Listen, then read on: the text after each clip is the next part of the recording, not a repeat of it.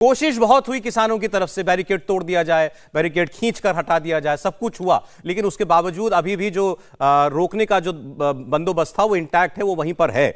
लेकिन क्या अभी और किसान उग्र नहीं होंगे, इसकी कोई गारंटी नहीं है। प्रशासन की तरफ से क्या और सख्ती नहीं की जाएगी, अभी कुछ नहीं कहा जा सकता, इसलिए बहुत संभल कर आगे देखना होगा। मेहमान हमारे साथ जुड़े हुए हैं, हर्षवर्धन त्रिपाठी जी हमारे साथ हैं, सीनियर जर्नलिस्ट हैं।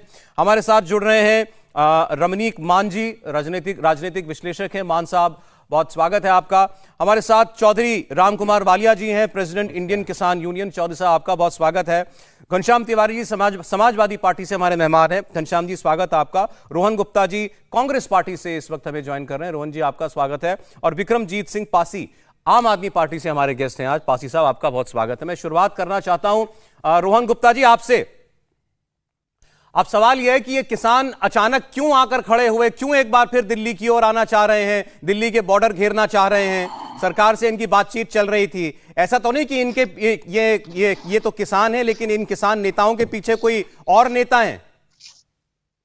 सौरभ जी, मुझे लगता था कि कम से कम आज तो आप भाजपा से सवाल पूछेंगे, जो आपने स्टार्टिंग का अपना पूरा नरेट किया कि चंद किसान भाजपा के जो सरकार है उसका विरोध कर रहे हैं, कोई उनके पीछे है। मुझे लगता है सौरभ जी, कई बार जो मुख्य मुद्दे होते हैं, हमारा फर्ज बनता है भारतीय नागरिक होने के नाते, एक बार हम पॉलिटिक्स छोड़ दें, आप भूल जाएं पत्रकार है, कि जब किसान बेचारे लाखों की संख्या में, हजारों की संख्या में बाहर आ रहे हैं, तो उनके पीछे उनके मुद्दे हैं, उसमें राजनीति की बात नहीं है।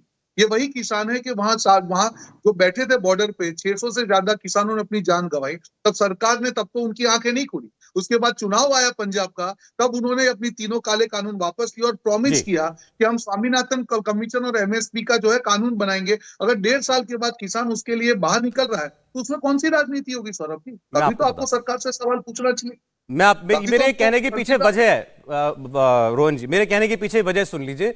मैंने ये बहुत सारे लोगों से बात करने के बाद कहा, नरेश टिकैत, राकेश टिकैत, वो ये कह रहे हैं हमसे पूछ के किया होता तो बेहतर होता। इन्हीं किसानों के लिए कह रहे हैं, हमसे पूछ के हमारे साथ साझा रणनीति बना के निकले होते तो बेहतर होता। राकेश टिकैत कह रहे हैं अभी हम इनके साथ नहीं है, लेकिन अगर इनको जरूरत पड़ेगी तो हम वहां पर पहुंच जाएंगे।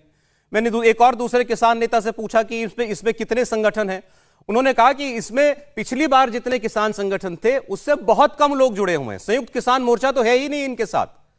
पिछली बार लड़ाई संयुक्त किसान मोर्चा लड़ रहा था ना, तो वो संयुक्त किसान मोर्चा आज नहीं है यहां पर। मैंने ये तो नहीं, सुन ले, मैंने ये नहीं कहा कि ये किसान नहीं है, बिल्कुल किसान ही है, हमारे किसान भाई हैं, लेकिन ये चंद किसान नहीं है भाई। ऐसे तो सर पूरा भारत ही किसान है, पूरा भारत ही किसान का है। कैद जी अभी तक नहीं है, इसका मतलब देखिए सौरभ जी, मैं मेरी बात को रख दूं, आपने जो कहा बोले। देखिए, लास्ट टाइम भी जब किसानों का आंदोलन हुआ, राकेश टिकैत जी और उसमें चेहरा एक उभर के आए, पर इसका मतलब ये नहीं है कि अगर वो नहीं है तो किसान सब लोग। मैं यही चीज बोल रहा हूँ, ये किसानों का मुद्दा है, किसी व्यक्ति का, किसी पार्टी का, किसी संगठन का मुद्दा नहीं है। और इसीलिए किसान रोड पे आ रहे हैं कि जब उनको लग रहा है कि सरकार ने वादों के वादा, गारंटी देने के बावजूद भी अगर 1.5 साल पुरानी गारंटी को पूरा नहीं किया, तो भरोसा क्यों करेंगे? उसमें राजनीति कौन सी बात है सौरभ जी? हम सबको मिलकर किसानों के साथ खड़ा रहना चाहिए।